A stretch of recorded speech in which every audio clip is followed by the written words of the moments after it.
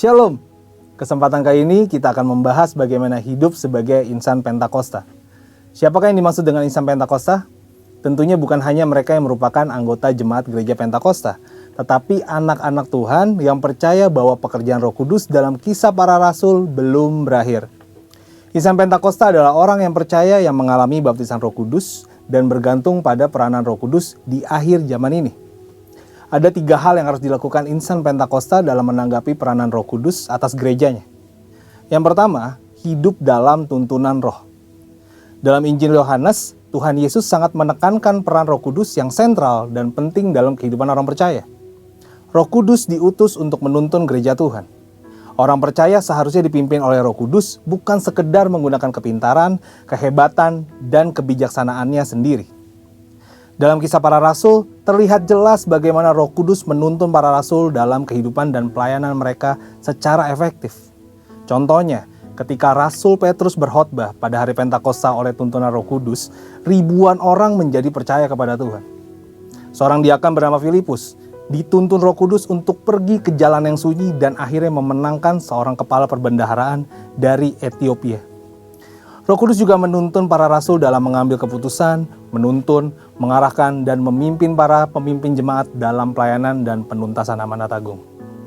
Untuk dapat hidup dalam tuntunan Tuhan, sebagai insan Pentakosta kita harus memiliki kemampuan untuk mendengar suara Tuhan. Mendengar suara Tuhan bukanlah tentang kemampuan manusia, tetapi tentang kehendak Tuhan yang ingin memperdengarkan suaranya kepada orang-orang percaya sekalipun kita sedang dalam keadaan berdosa.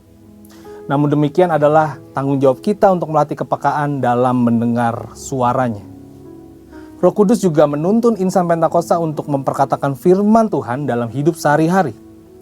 Misalnya, dalam keadaan sakit, mereka memperkatakan dengan penuh iman 1 Petrus 2 ayat ke-24 yang berkata, oleh bilur-bilurnya kamu telah sembuh.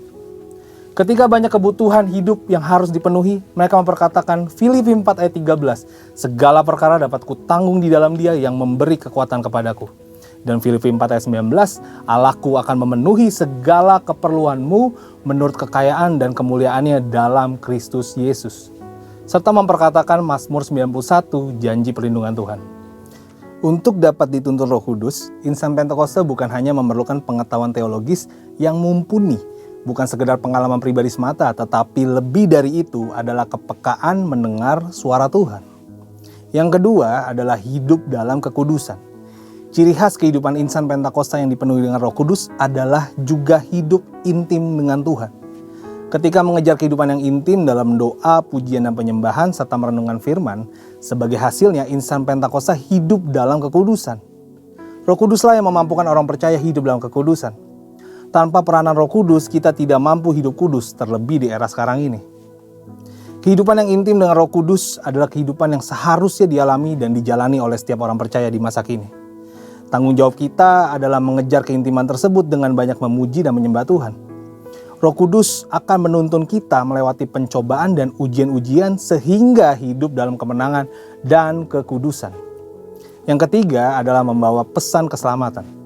Robert Menzies dalam bukunya menyatakan bahwa sama seperti Tuhan Yesus diurapi untuk memenuhi tugas kenabiannya, demikian juga murid-murid yang dibaptis Roh Kudus telah diurapi sebagai nabi-nabi akhir zaman untuk menyatakan firman Allah.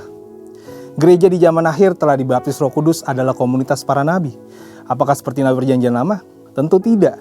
Yang dimaksudkan adalah para nabi yang terpanggil untuk membawa pesan keselamatan sampai ke ujung bumi. Kita harus menyadari peranan ini, agar tujuan Tuhan membaptis kita dengan Roh-Nya tidak sia-sia. Kita diutus membawa pesan keselamatan dalam komunitas masing-masing sesuai dengan panggilan kita. Setelah dibaptis Roh Kudus, Petrus dan Paulus banyak mengulangi mujizat Yesus. Artinya dengan kuasa Roh Kudus, mereka melakukan apa yang Yesus pernah lakukan. Seperti yang dinyatakan oleh Craig Keener bahwa Petrus dan Paulus sedang melakukan pekerjaan Yesus dengan cara membuka jalan dan memberi contoh bagi gereja di masa yang akan datang. Dalam melakukan amanat agung, membawa pesan keselamatan, gereja menjalankan otoritas yang bersumber dari Roh Kudus. Dengan cara melakukan mujizat dalam pemberitaan Injil. Insan Pentakosta percaya bahwa baptisan Roh Kudus adalah berkat yang kedua atau second blessing yang diterima oleh orang percaya setelah kelahiran baru. Dari sinilah gaya hidup insan Pentakosta berawal. Jadi, Sebagai insan Pentakosta, kita harus memahami bahwa kebergantungan kita pada Roh Kudus adalah sesuatu yang tidak bisa dipisahkan. Untuk penjelasan lebih lengkap dari tim teologi kami, silakan klik link yang ada di atas atau scan QR Code yang tersedia. Tuhan Yesus memberkati.